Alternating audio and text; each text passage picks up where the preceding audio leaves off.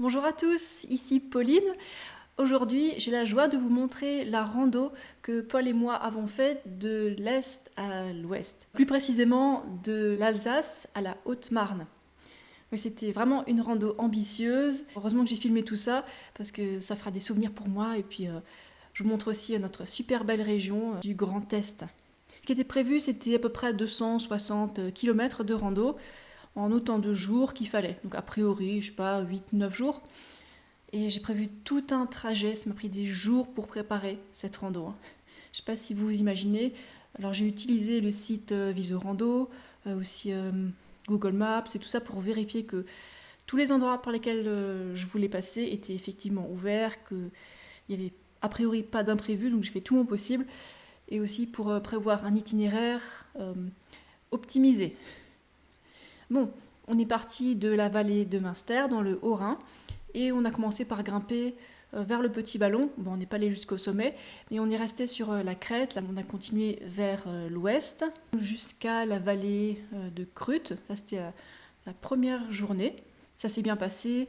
On avait pas mal de dénivelé, mais ça c'est normal parce qu'on voulait traverser les Vosges pour aller vers l'ouest. Donc on est passé par le Markstein. En fait, à partir du Markstein, c'était quasiment tout nouveau pour moi. Je ne connaissais pas ces chemins-là, en grande partie. Parce que moi, je suis une exploratrice, donc j'ai envie d'explorer tout ce que je peux. Voilà, je suis obsédée par ça. Et voilà, chacun son truc. Hein. Et donc, ouais, Paul m'a accompagné, il a un petit peu filmé. Et ouais, c'est moi qui ai filmé la plupart du temps avec mon téléphone. Quoi. Et ça nous a fait un bien fou pour, on va dire, nous débrancher de notre routine habituelle avec les ordinateurs et tout ça.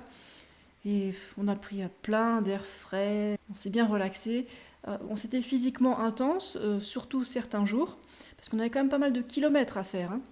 Vous pouvez voir le détail de mes randos sur Strava, je mets les liens sous la vidéo. Et là, on voit un veau que Paul est en train de câliner. Moi, je l'ai câliné juste ensuite. Voilà, c'est notre première fois qu'on câline un veau de notre vie. Et parce qu'il était de l'autre côté de la barrière, il était très très relax, le petit bout de chou.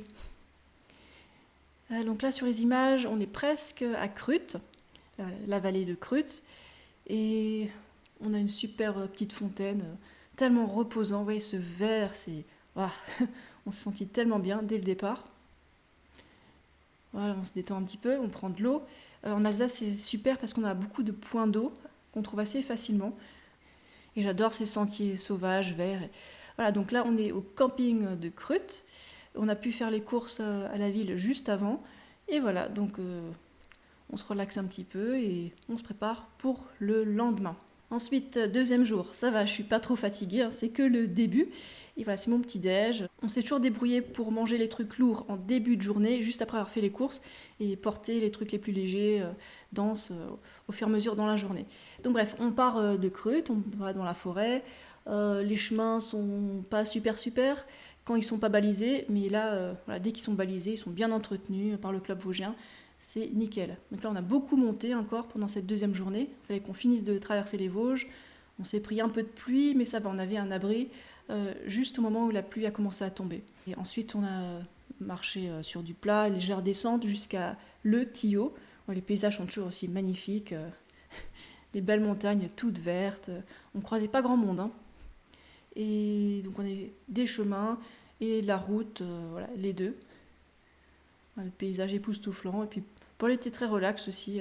Il avait une meilleure attitude que pendant les autres randos. Hein. Je ne sais pas si ça se perçoit. On fait des petites pauses de temps en temps parce que nos pieds sont fatigués. On a besoin de lever le pied. Voilà, exactement ça. Alors regardez ça, on est trop chouette. Donc on arrive à Le Tillot, alors on mange à une boulangerie, on se relaxe un petit peu, on est dans les temps, donc on peut traîner un peu. Et ensuite, on est passé à un supermarché. Et vous allez me dire, oh, il y a plein de plastique.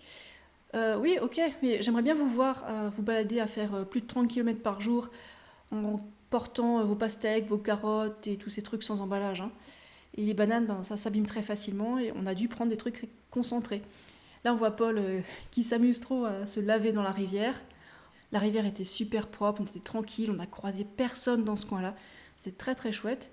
Donc là, on était sur un GR et vers la fin de la journée, oh, c'est magnifique. C'est une région où il y a plein de petits lacs en hauteur et on allait se diriger vers un chalet, pas un camping ce soir. C'était la seule nuit où on allait dormir dans un refuge. On a loupé le premier refuge, on l'a pas vu, apparemment il était au bord du GR, mais bon, tant pis, on a pris le deuxième.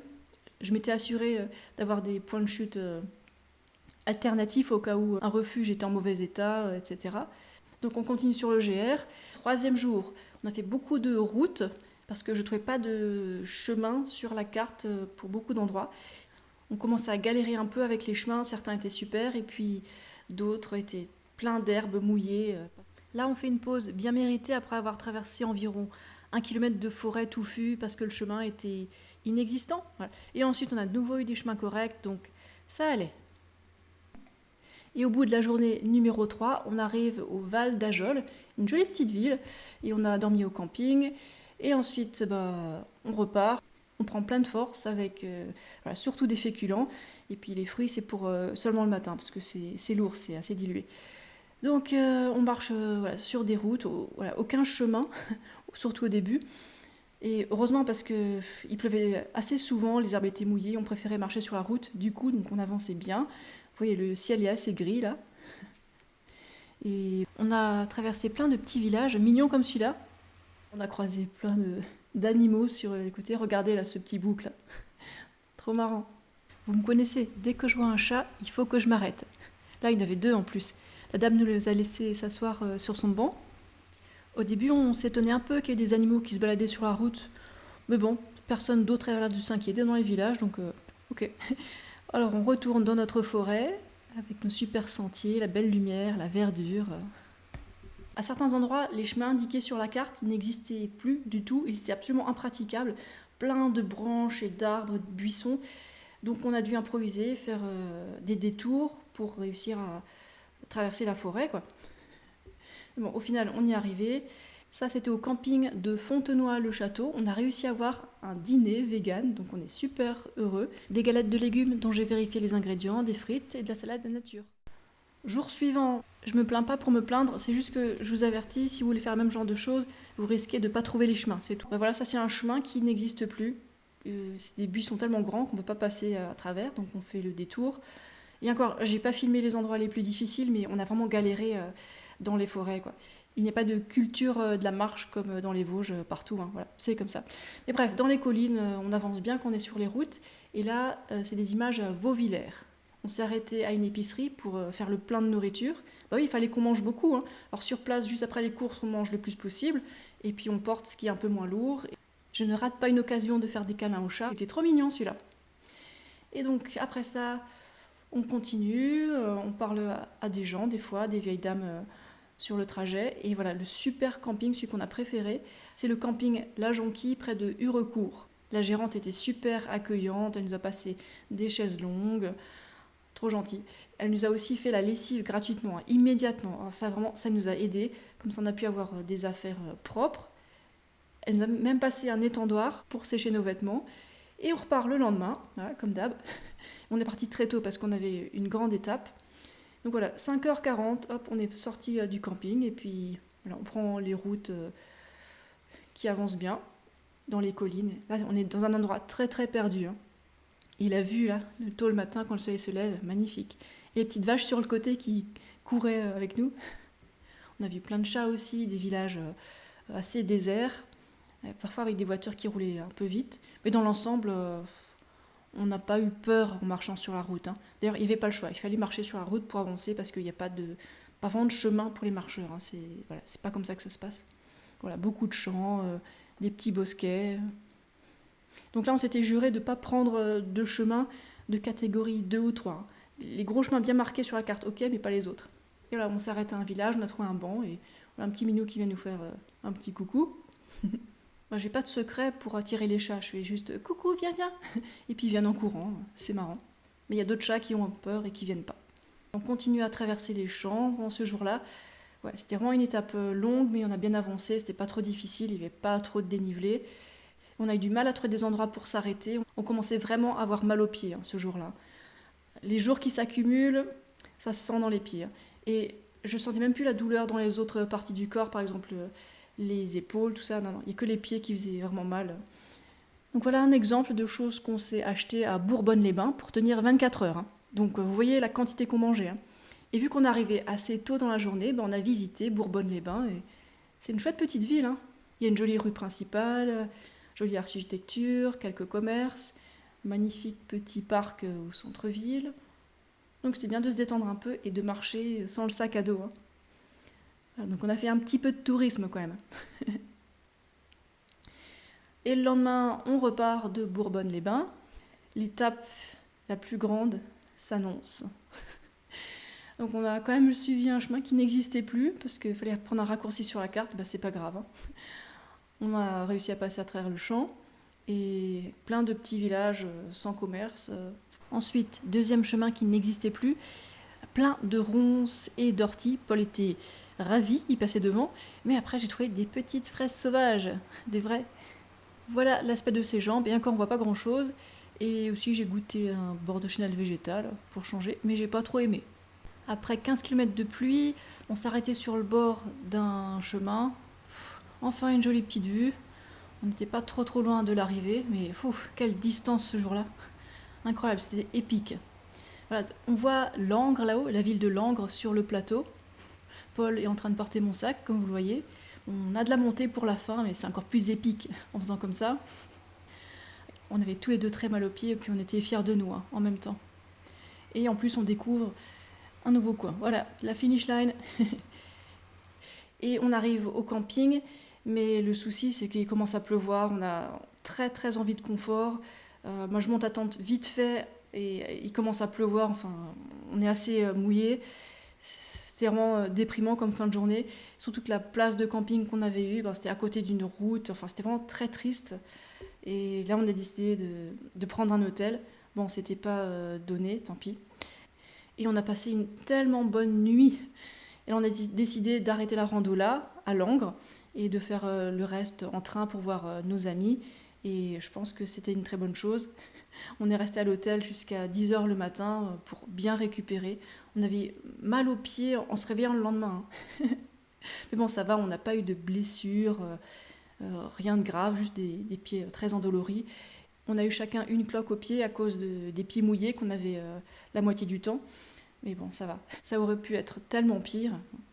Donc voilà, on continue, on prend le train jusqu'à Chaumont et puis on visite Chaumont, on se prend un hôtel F1, une petite chambre. On a trouvé aussi un restaurant asiatique pour manger plein de petites bonnes choses végétaliennes et on s'est régalé. Le lendemain, on visite Chaumont, c'est chouette, il fait tellement beau. On fait la sieste dans les parcs publics. On se relaxe, on ne se met pas la pression. Nos pieds en avaient vraiment besoin. Je ne sais pas si ça se voit, mais ça fait tellement du bien. On a aussi vu le donjon de Chaumont, avec son petit jardin d'aromatiques d'inspiration médiévale. Et on termine nos vacances par un pique-nique vegan à Chaumont. Il y a 2 femmes qui sont venues, d'âges différents, et puis on a bavardé sur l'herbe.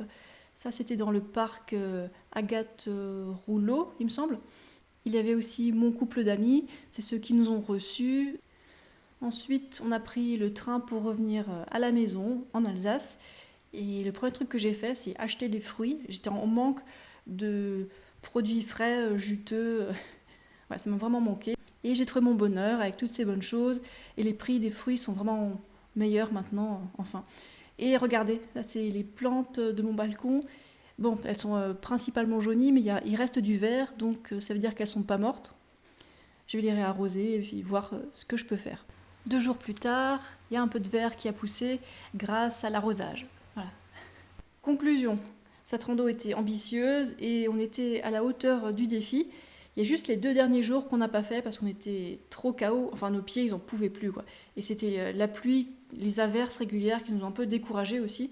Bon, j'imaginais qu'il y aurait plus de beau temps, mais c'est que quand on s'est arrêté qu'il y a eu du beau temps. Bref, c'était chouette quand même. Et si je traverse la France de nouveau, je prendrais le vélo, évidemment. Parce qu'à pied, c'est rude. Hein. Mais bon, c'est quelque chose que je voulais faire et je ne regrette pas. Et Paul non plus, il ne regrette pas. C'était une expérience transformative, on peut dire ça. On voit les choses d'un autre œil maintenant, donc tant mieux, tant mieux. Et maintenant, moi, je suis de retour chez moi, à me reposer un petit peu. Et ça, j'ai déjà récupéré, de retour dans la routine. Et puis, j'espère que cette vidéo vous a plu. Et je vous dis à bientôt pour d'autres vidéos. Je ne sais pas de quoi ça va parler. Voilà, bonne journée, bonne soirée à vous.